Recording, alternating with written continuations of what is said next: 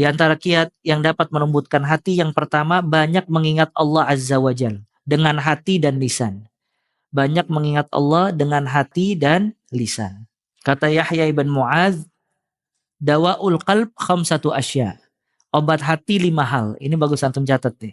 Dawaul qalb khamsatu asya. Obat hati 5 perkara. Yang pertama, membaca Al-Quran dengan tadabbur. Membaca Al-Quran dengan tadabbur. Yang kedua, khala'ul batan, perut yang kosong. Yang ketiga, qiyamul lail, salat di tengah malam. Yang keempat, at-tadarru' inda sahar, beribadah di waktu sahur. Yang kelima, mujalasatus salihin, duduk dengan orang-orang saleh. Jadi 5 obat hati. Qiraatul Quran bitafakkur, membaca Al-Quran dengan tadabbur, perut yang kosong, qiyamul lail, salat di tengah malam, beribadah di waktu sahur, dan duduk dengan orang-orang saleh. Mujalasatus salihin, duduk dengan orang-orang saleh. Ya. Jadi subhanallah, kenapa beribadah di waktu sahur? Amalan yang paling baik di waktu sahur itu apa? Istighfar.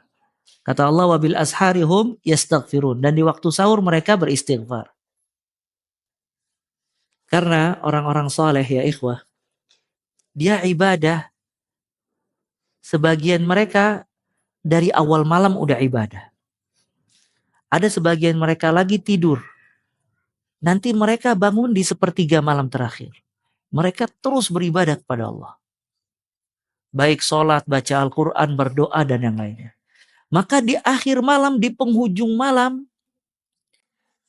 mereka mengkhususkan ibadahnya dengan istighfar. Menutup malam mereka dengan meminta ampun kepada Allah. Jadi mereka menghabiskan 1 hari dengan ibadah. Sampai sepertiga malam mereka ibadah. Cuma nanti di akhir malam mereka khususkan buat istighfar. Meminta ampun dari semua kekurangan yang mereka kerjakan di malam tersebut. Makanya ibadahnya orang-orang soleh di penghujung malam di waktu sahur mereka meminta ampun kepada Allah. Ya, atas kekurangan mereka dari kelalaian dan tidak maksimalnya ibadah. Ya, makanya ibadah di waktu sahur, beristighfar di waktu sahur itu perbuatannya orang-orang soleh. Dan Allah menggambarkan penghuni surga di antara amalannya mereka beristighfar di waktu sahur. Di penghujung malam mereka meminta ampun. Takut ada kekurangan 1 hari tersebut. Ya, lihat ya perbuatan orang-orang saleh. Kemudian di antara amalan yang dapat melembutkan hati, berbuat baik kepada orang miskin dan anak yatim. Berbuat baik kepada orang miskin dan anak yatim.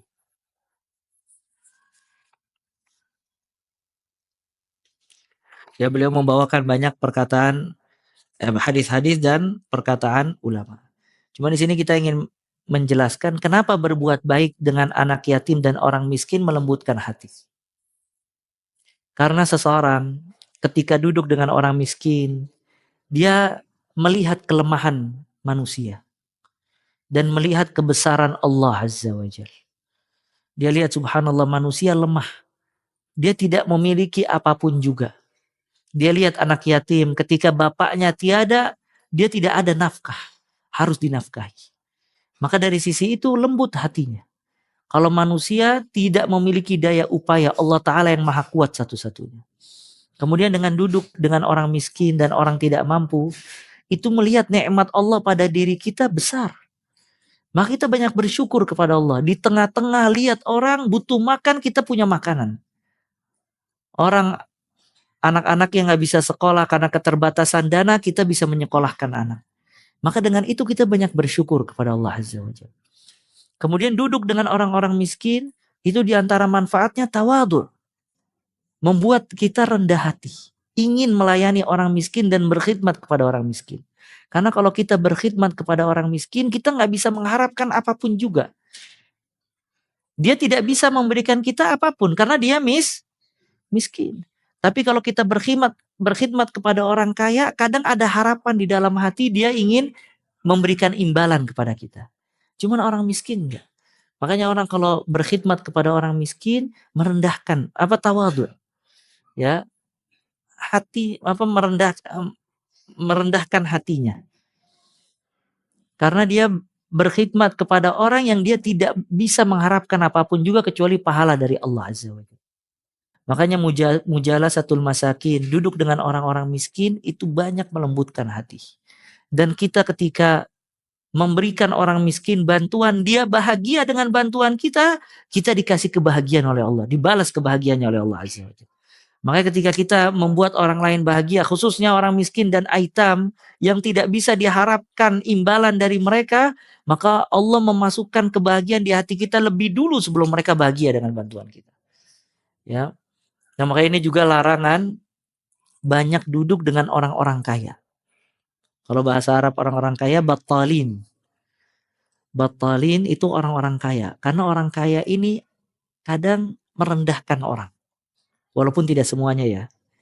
Dan orang kaya itu di antara kekurangannya, dia suka memamerkan hartanya kepada orang lain. Apalagi kalau orang kaya itu tidak memiliki ilmu syar'i. Maka dia memperlihatkan kepada manusia kekayaan-kekayaannya, glamornya, dan yang lain-lainnya. Ya makanya kalau bisa kita jaga istri kita, anak-anak kita, jangan suka nonton apa Bapak? Nonton kehidupan orang kaya. Jadi dia kalau buka media sosial dilihat orang kaya. Ya Allah, kapan anak punya rumah sebesar itu? Kapan anak punya mobil? Itu merusak hati dia. Sedangkan nikmat yang ada pada dirinya, ribuan orang pengen seperti dia. Cuman hilang karena dia banyak melihat orang-orang kaya tadi. Maka orang kaya ini penyakit. Ya. Dan di sini melembutkan hati banyak membantu orang-orang miskin dan anak-anak yatim.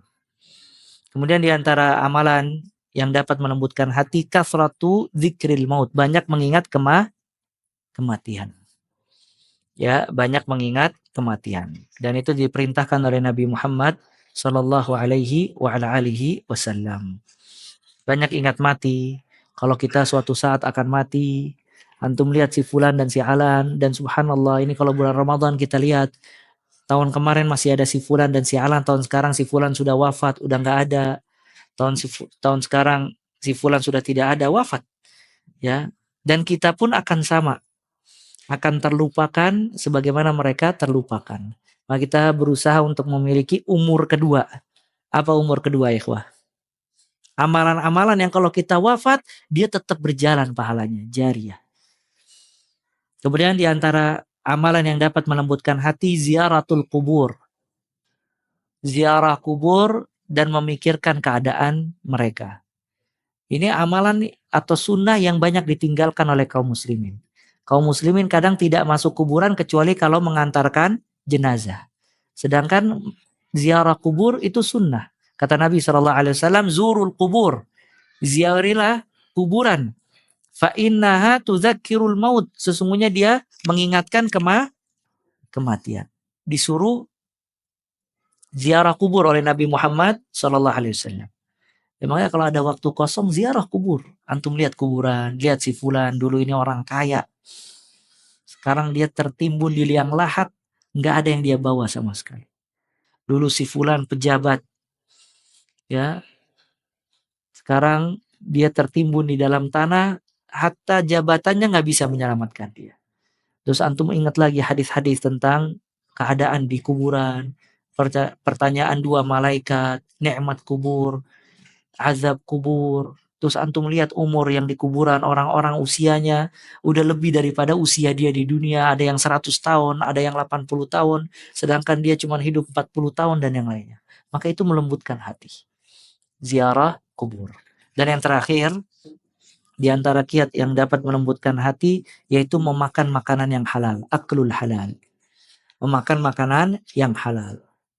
Makanan yang halal itu dapat melembutkan hati. Makanya jauhi memakan makanan yang haram dan jauhi memakan makanan yang syubhat. Yang belum jelas apakah itu halal atau haram. Makan dan konsumsi yang halal. Biasakan kita, keluarga kita makan dengan makanan yang halal. Dan di sini juga Ana ingatkan, upayakan kita semua untuk amanah di dalam mencari nafkah. Ya, pekerja jangan sampai dia korupsi waktu. Misalnya pulang lebih dulu, berangkat telat, kemudian dia menerima gaji full, takutnya dia memakan makanan yang tidak halal. Akhirnya membuat hatinya itu keras. Kemudian juga jangan pedagang menipu, ya dia menipu apa konsumennya dan yang lain-lain. Nah, berusaha untuk yang halal karena di antara manfaat yang halal ini melembutkan hati. Ya, berapa banyak orang tidak bermanfaat ketika dia baca Al-Quran, mendengarkan kajian, ya seolah-olah tiap kajian keluar dari majelis ta'lim tidak ada perubahan dalam dirinya. Tetap aja dia seperti itu. Mungkin salah satu faktornya dia biasa makan yang haram. Atau paling tidak dia biasa makanan yang syubhat. Akhirnya hatinya keras, nggak bermanfaat ilmu yang dia pelajari. Maka biasa makanan yang halal. Dan ini kalau dikaji panjang. Ya, karena Nabi Muhammad SAW orang yang pertama menjaga dirinya dari makanan-makanan yang tidak halal. Nabi SAW pernah melihat kurma di jalan. Kata Nabi SAW, kalau bukan ini harta sedekah, niscaya aku akan memakannya. Karena Nabi dan keluarganya tidak boleh menerima apa? Sedekah. Lihat itu waroknya Nabi Muhammad SAW. Abu Bakar As-Siddiq radhiyallahu ta'ala pernah dikasih makan oleh budaknya. Makan lahap Abu Bakar. Setelah makan budaknya tanya, antum tahu nggak makanan apa itu? Kata Abu Bakar, nggak tahu makanan apa. Itu makanan bekas sesajian ketika anak waktu jadi dukun dulu. Jadi dukun sesajiannya itu makanannya. Itu langsung dikorek sama Abu Bakar, dimuntahin semua isi perutnya. Ya, dimuntahin semua isi perutnya oleh Abu Bakar. Dia tidak rela ada yang haram masuk ke dalam perutnya. Nabi SAW pernah mengorek mulutnya Hasan atau Husain karena memakan makanan dari sodakoh. Ketika tahu dikorek sama Nabi sampai muntah, sampai terdengar suara muntahannya. Saking tidak maunya ada makanan yang haram masuk. Nah, ini perhatiannya mereka terhadap makanan yang halal. Makanya cari makanan yang halal karena makanan yang halal ini dapat melembutkan hati.